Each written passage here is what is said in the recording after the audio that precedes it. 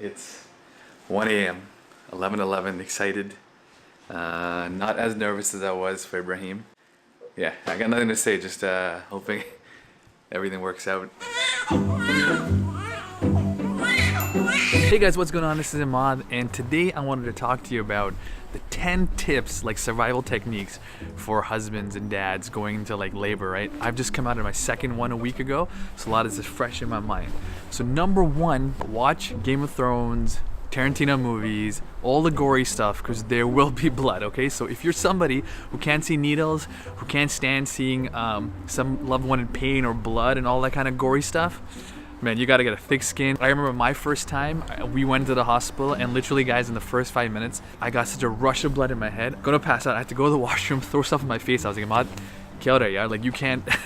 It's the first 5 minutes and you're gonna throw up. Number two, to be prepared for anything. So it's complicated, guys. You might be going in for natural birth and there's an emergency C-section. You know, your wife get fever, there can be infections, etc., etc. So the best tip is to be prepared for anything and keep calm, because you're asked to make decisions on the spot. You need to be calm and relaxed. Number three, get ready for abuse, man. Your wife is gonna give it to you, bro. Like, I know she's been like kind of crazy last 9 months anyhow, but now she's in like excruciating pain, right? And you're just the guy standing there like an idiot. Because think about it, right? It's like running like a really tough marathon. You show up for the pre-party, and then 9 months down the line, you come at the finish line, claim the prize, give it a name, take pictures with it, while the wife has done all the hard work. Tip number four, sleep, forget it. It's gone. Like, sleep, it doesn't exist for parents, okay? So for you guys, anyone going into like, you know, delivery or labor soon, sleep as much as you want, because it's gonna go away.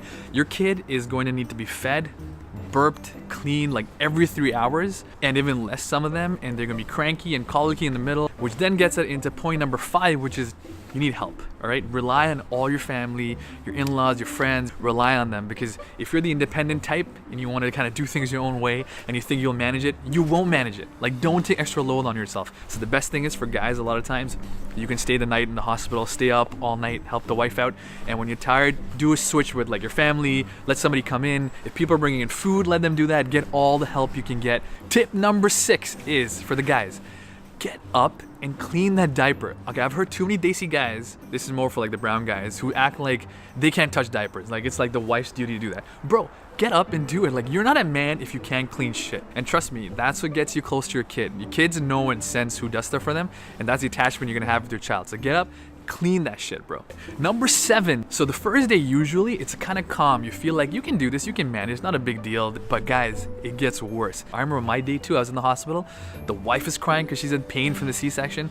My kid is crying because he's not being fed. I'm panicking because I've never done this before, and I'm like 28 years old, freaking out. Nobody's there to help in the hospital at like 2 in the morning. But just remember, it gets worse and then it gets better. Number eight is to rely on the nurses and the staff. So we gave birth to both our kids in Oakville Trafalgar Hospital in Canada, Ontario. Amazing nurses, amazing hospital, and they were so helpful. Like, for my first kid, I remember we gave birth like late at night. I'm sleeping. Nurse comes in the next morning, wakes me up and says, if you're gonna be here, husband, you better be working or you get home. Go home and sleep. So I'm there, and she taught me how to clean my first diaper straight away. They tell you, teach you all those things, so rely on them. Number nine, it's okay to say no to people trying to visit. So while it's really nice to see friendly faces and family, sometimes, you know, the wife needs rest, you need rest. So have the courage to say no. And finally, the overarching theme is, guys, look, it's hard. It's extremely hard, especially if you're a new parent. You're gonna be so overwhelmed. And especially for the mother, there's so much going on in her head. She's gone through so much, and all of a sudden the child is out. And that's when postpartum depression kicks in. And it's weird because for us guys, it feels like this is a blessing. It's a beautiful thing. You have a child. Why is your wife unhappy or going through something? But it's extremely normal. And all of us have to be like extra supportive, extra nice to understand something that maybe we don't really understand. So be patient, be sweet, be nice, seek out, reach out for help. It comes in different doses, and it can be harmful too if it's not taken care of. So those are my 10 tips, guys, for labor. Hopefully any of you guys going through this find this really helpful, and I hope you guys have a beautiful delivery and birth and etc. I hope you guys enjoyed this video. If you did, like, comment, share, send it across to your friends. This is Emad signing out. Peace.